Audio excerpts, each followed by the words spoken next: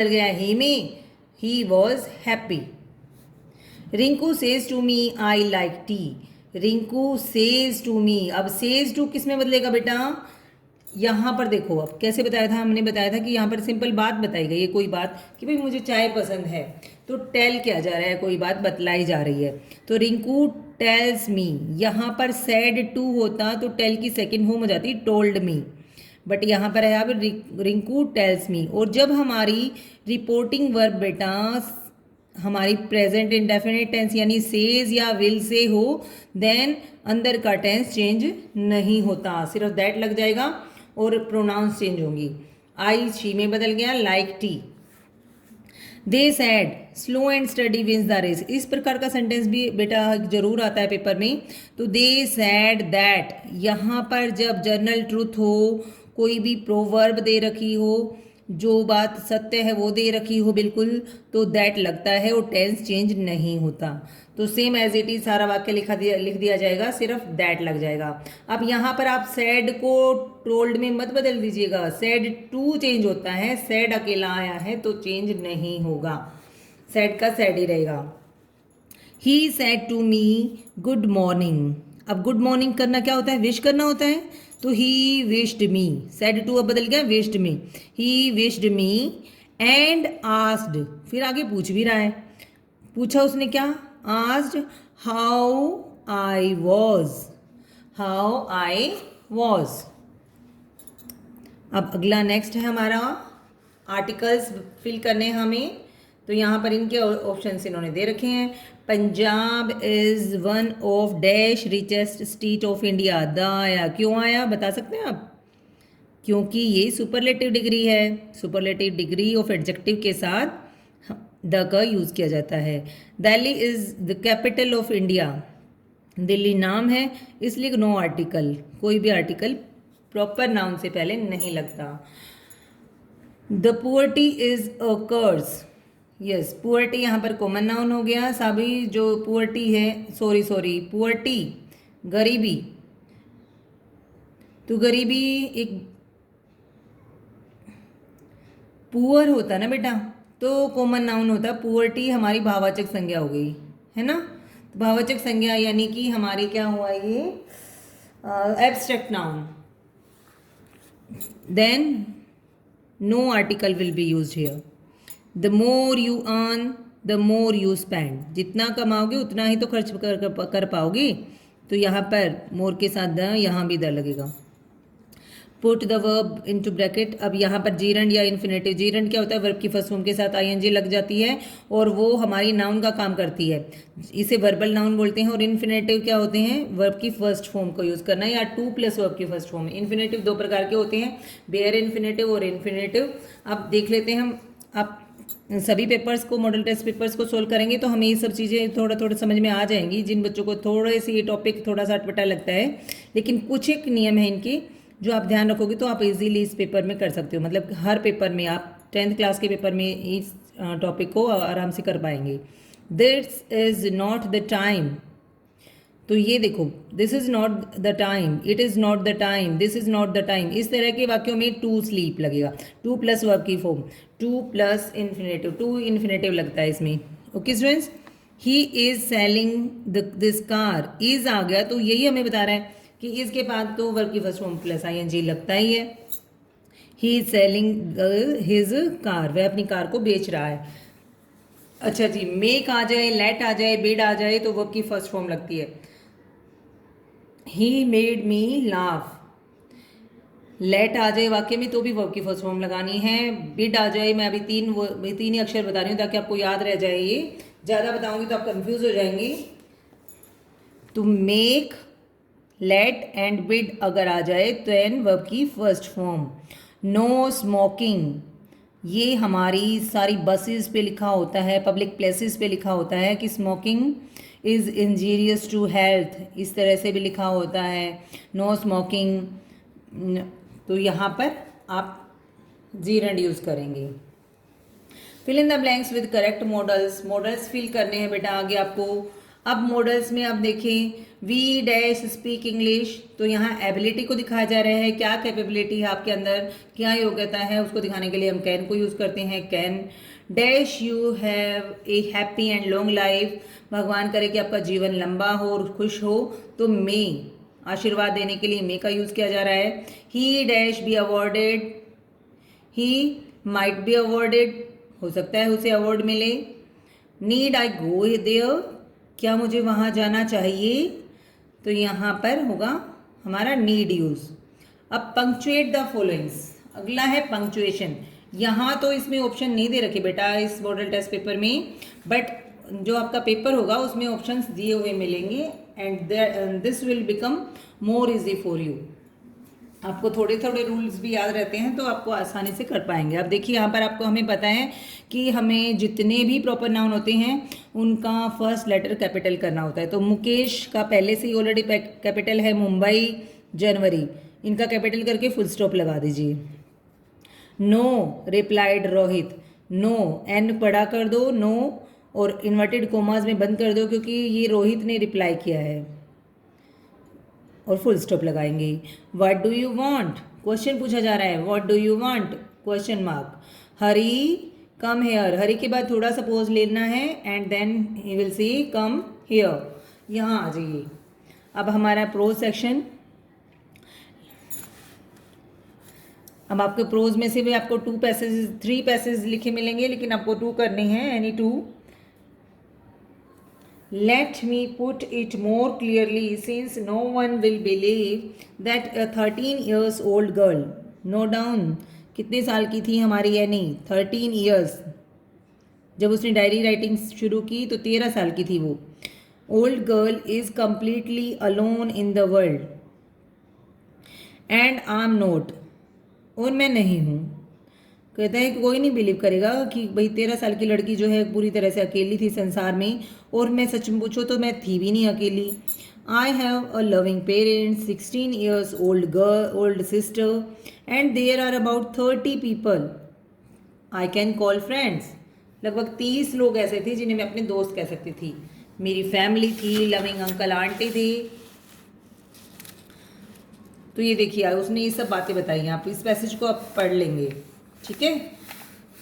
अब हम इसके क्वेश्चंस देखते हैं और फिर पढ़ते हैं इसको। तो हमें पहली कुछ लाइनों से अंदाजा हो गया है कि कौन से चैप्टर से है ये। चैप्टर का नेम बताइए।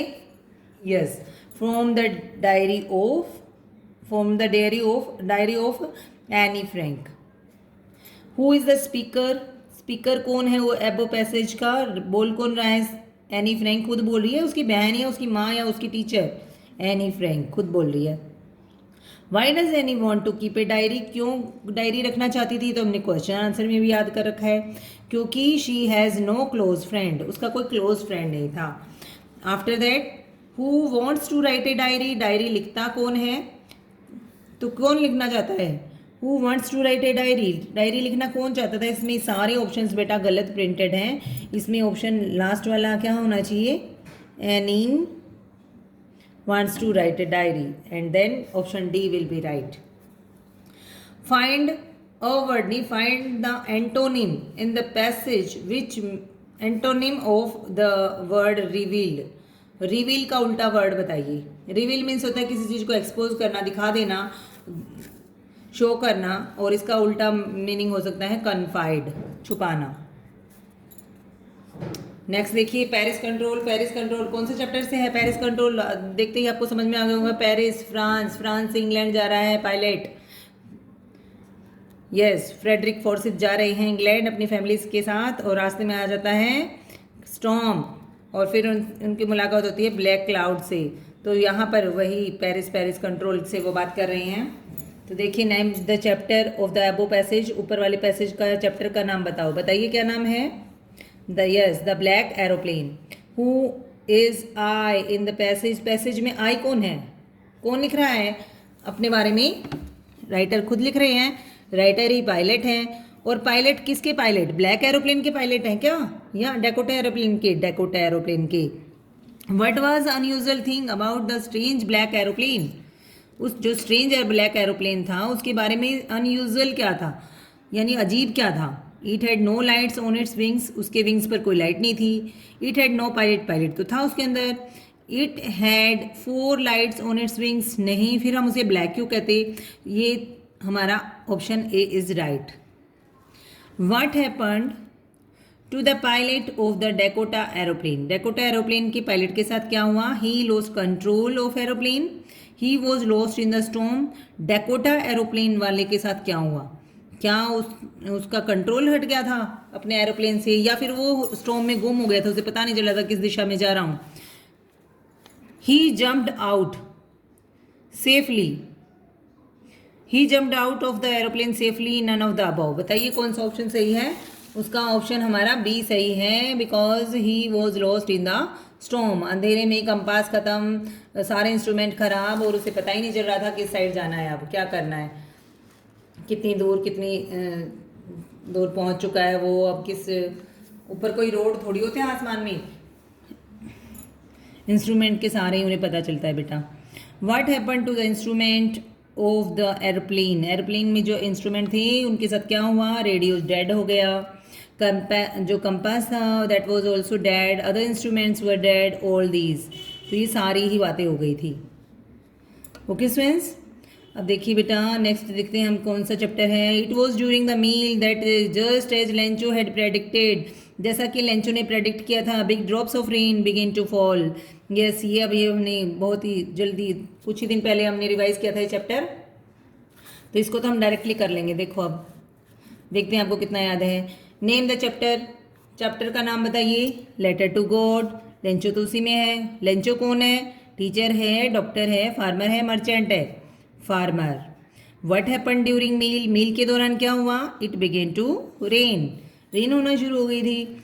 और what did Lencho call the rain drops, rain drops को क्या कहता है बेटा? वो न्यू कॉइन्स कहता है, गोल्ड कॉइन्स कहता है, सिल्वर कॉइन्स कहता है, ओल्ड कॉइन्स कहता है, न्यू कॉइन्स कहता है. और बताता है कि जो बड़े वाले सिक्के हैं वो 10 सेंट पीसोस हैं, जो छोटे वाले हैं वो 5 सेंट पीसोस हैं. और सिल्वर कॉइन्स किसे कहता है? वो सिल्वर कॉइन्स एंड पर्ल्स कहता है वो हेल स्टोन्स को. How was the air, air कैसी थी? Air was fresh and sweet, बिल्कुल फ्रेश और स्वीट थी. ये देखिए आप पैसेज में ही 3rd लाइन में यहाँ लिखा हुआ है फ्रेश एंड स्वीट. इसके बाद देखिए बेटा पोएट्री सेक्शन आएगा आपका. आपके पास 2 स्टेंजा दिए गए होंगे, उनमें से आपको एक स्टेंजा कॉम्प्रिहेंशन सॉल्व करके दिखाना होगा. He is learning well behind his desperate eyes the epistemology of laws, how to stand up, knowing what every man must one day know, and must know many days how to stand up. क्या कह रहा है वहाँ पर? ही किसके लिए आया है स्टूडेंट्स? कौन सी पोएम से है ये बता सकते हैं आप? यस, बॉल पोएम से. द बॉल पोएम में boy has lost his ball in the water, he was very sad, बहुत ही सैड हो गया था वो. और वो लर्निंग कर रहा है, वो सीख रहा है अपनी डेस्पेरेट आइज़, अपनी सैड आइज़ के पीछे, उन जो उसकी उदासी से भरी हुई आंखें हैं उनके पीछे वो कुछ सीख रहा है. एपिस्टीमोलॉजी क्या होता है? Science of knowledge. Of laws क्या सीख रहा है? एपिस्टीमोलॉजी ऑफ लॉज सीख रहा है कि किस प्रकार से लॉज को बियर किया जाए. हाउ टू स्टैंड अप, कैसे स्टैंड अप किया जाए. Knowing what every man must one day know, और अब वो जान रहा है, वो लर्न कर रहा है उस चीज़ को जो हर आदमी को मस्ट वन डे नो, हर आदमी को, प्रत्येक व्यक्ति को किसी ना किसी दिन अवश्य ही सीखनी पड़ती है. And most know many days, और कई लोग तो बहुत बार इस बात को सीख लेते हैं कि हाउ टू स्टैंड अप, कि किस प्रकार से लॉस को बियर करना है, कैसे खड़ा होना है, ठोकर खाकर खड़ा होना, उस तरह की कुछ बातें हैं यहाँ पर.